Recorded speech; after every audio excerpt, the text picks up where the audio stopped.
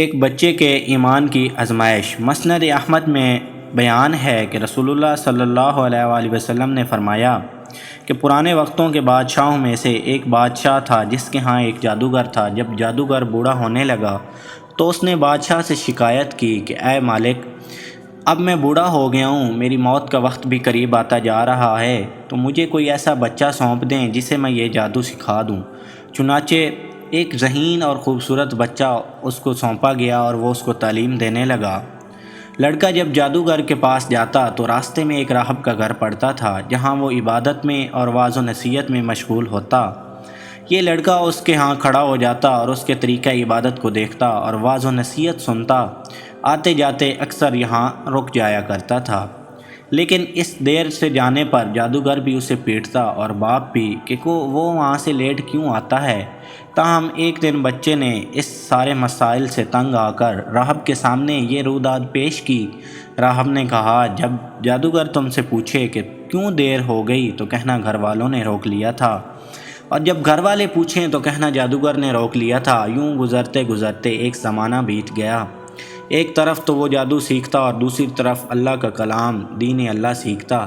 ایک دن یہ کیا دیکھتا ہے کہ راستے میں ایک زبردست ہیبت ناک سانپ پڑا ہے جس نے لوگوں کی آمد رفت بند کر رکھی ہے۔ تمام لوگ پریشان ہیں، ادھر والے ادھر کھڑے ہیں، ادھر والے ادھر کھڑے ہیں، اور سب کے سب لوگ ادھر ادھر پریشان کھڑے ہیں۔ اس نے اپنے دل میں سوچا کہ آج موقع ہے میں امتحان لوں، راہب کا دین اللہ کو پسند ہے یا جادوگر کا۔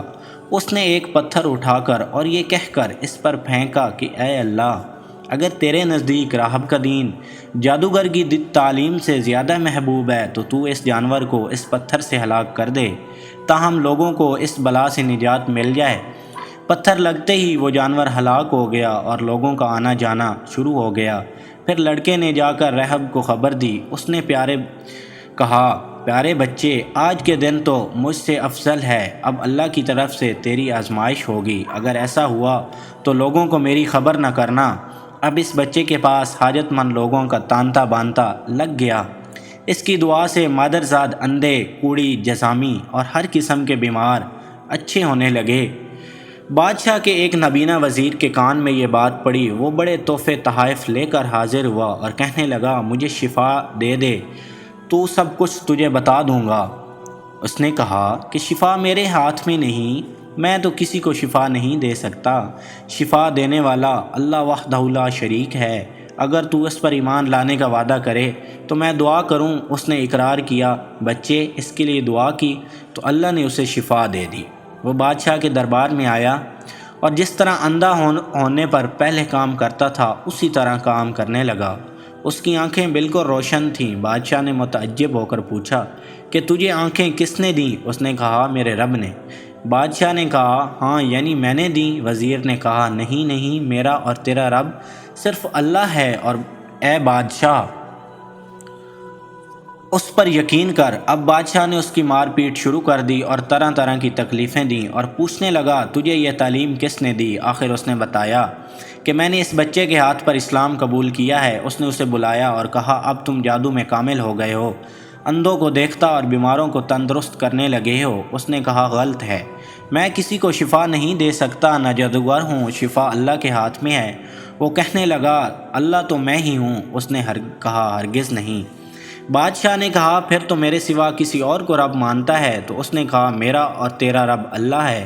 اس نے اب اس بچے کو طرح طرح کی سزائیں دینے شروع کر دیں، یہاں تک کہ راہب کا پتہ لگا لیا اور راہب کو بلا کر اسلام کو چھوڑ دے۔ اس نے انکار کیا تو بادشاہ نے اسے آرے سے درمیان سے کٹوا دیا۔ پھر اس نوجوان سے کہا، تو بھی دین اسلام سے پھر جا۔ اس نے بھی انکار کیا تو بادشاہ نے اپنے سپاہیوں کو حکم دیا کہ فلاں پہاڑ کی چوٹی پر لے جاؤ، وہاں پہنچ کر بھی اگر دین سے باز نہ آئے تو اچھا ہے، ورنہ وہیں سے لٹکا دیں۔ چنانچہ سپاہی اسے پہاڑ کی چوٹی پر لے گئے۔ جب اسے دھکا دینا چاہا تو اس نے اللہ سے دعا کی، اے اللہ، جس طرح تو چاہے مجھے اس سے نجات دے دے۔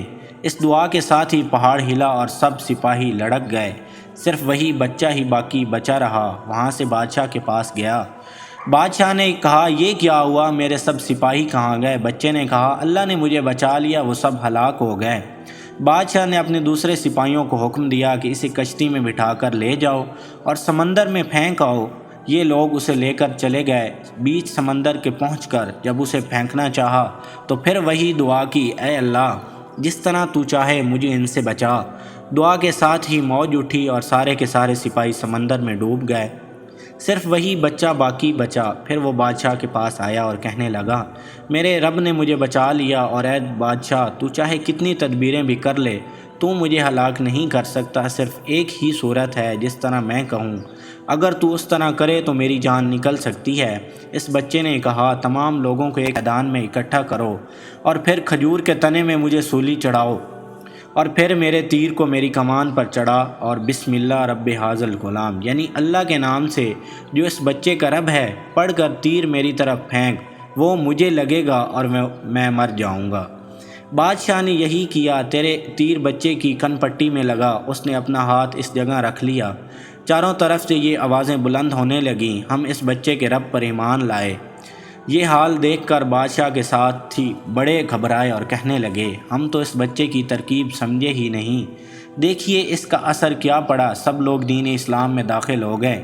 ہم نے تو اسے اس لیے قتل کیا تھا کہ کہیں اس کا مذہب پھیل نہ جائے، لیکن جو ڈر تھا سامنے آ ہی گیا، سب مسلمان ہو گئے۔ بادشاہ نے کہا، اچھا یہ کرو کہ تمام محلوں اور راستوں میں خندقیں کھدواؤ، ان میں لکڑیاں بھرو اور آگ لگا دو، جو اس دین سے پھر جائے چھوڑ دو اور دوسرے کو اس میں پھینک دو۔ مسلمانوں نے صبر و شکیب اور سہارے کے ساتھ آگ میں جلنا منظور کیا اور اس میں کودنے لگے۔ البتہ ایک عورت جس کی گود میں دودھ پیتا چھوٹا سا بچہ تھا، ذرا جھجکی تو اس بچے کو اللہ نے بولنے کی طاقت دی۔ اس نے کہا، اماں کیا کر رہی ہے؟ تم تو حق پر ہو، صبر کرو اور اس میں کود پڑو۔ قرآن میں سورۃ البروج اس کے اندر اس واقعے پر اللہ رب العزت نے روشنی ڈالی ہے۔